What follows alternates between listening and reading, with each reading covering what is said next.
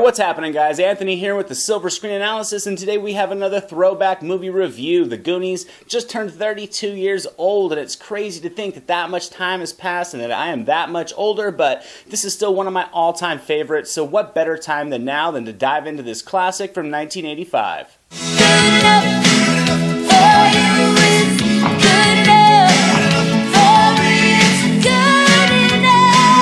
Now, this movie had a fantastic team behind the camera. Steven Spielberg wrote the story, Chris Columbus wrote the screenplay, and Richard Donner was in the director's chair to lead this young cast. Sean Astin, Josh Brolin, Jeff Cohen, Corey Feldman, Ke Huy Quan, Kerry Green, and Martha Plimpton made up the Goonies.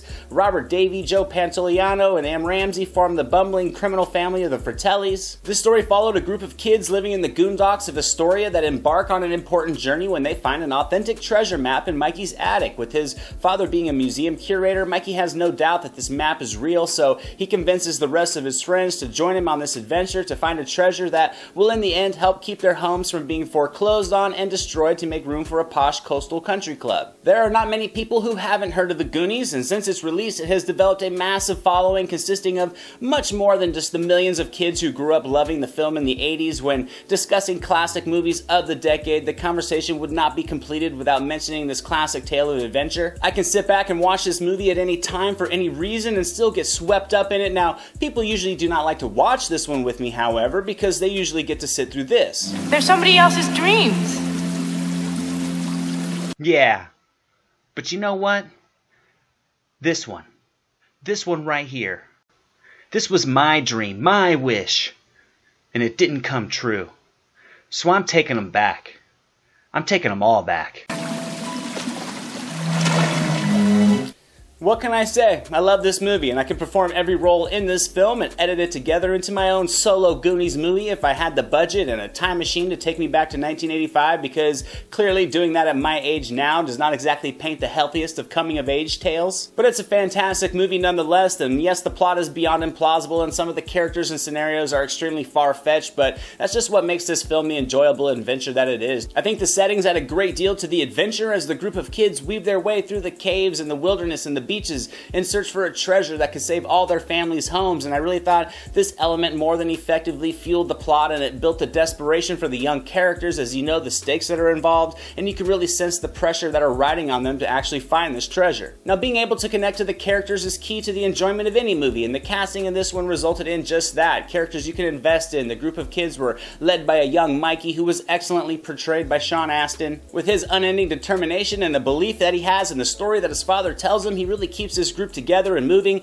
which was an aspect I found compelling, as he really felt like a true, capable young leader despite his lack of maturity. And throughout the story, the cast really does have a great chemistry that makes you feel like they really are friends and banding together for a common goal, and as a viewer, it really helps make you sit back and just root for their success. I also thought there was a great mix of character types amongst the group. They each bring their own unique personality to the film, and added with a great screenplay written by Chris Columbus, and the interactions between the kids are absolutely amusing. They are clever at times, and they really managed to lock this film in the 80s with just unending slang from the decade that will definitely rouse some nostalgia. The first act gives you a quick introduction to the characters, and it sets up the plot very quickly for the rest of the film, and with a fluid pace and a nice mix of adventure and laughs, your entertainment's never gonna waver. The kids relentlessly pursue this treasure, the old pirate One-Eye Willie, all the while being chased by the Fratellis, a mother and two-son crime family that in their own right deliver many laughable moments, both through the dialogue and with their physical comedy. I think Davi, Pantoliano, and Ramsey were all fantastic in this film. They add a nice balance with the younger cast, and they convey just evil enough of an antagonist to seem viable, but not too capable to not think that some kids could outsmart them. But I did feel they made solid contributions to this film. Now, any conversation about the Goonies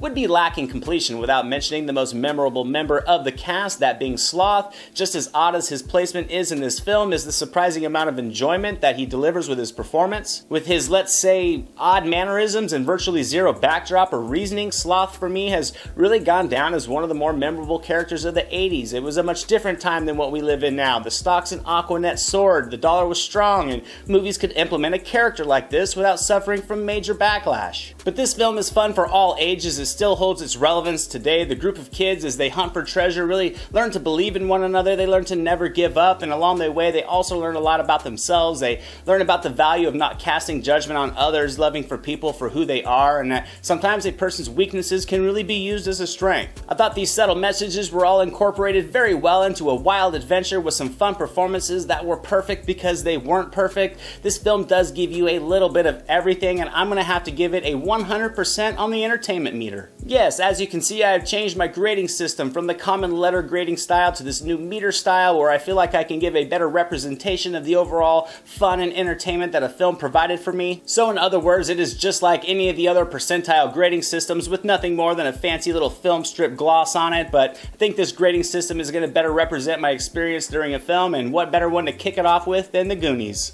And that's my review, guys. I hope you enjoyed it. Let me know if you love this film, as well as what some of your favorite scenes are, characters, or just lasting memories of it are for you, if you have any. Don't forget to drop this video a like if you are still here. Make sure to subscribe so you never miss a new review. As always, guys, thank you so much for watching. I definitely appreciate it. I'm Anthony. This is the Silver Screen Analysis, and I'll see you at the movies.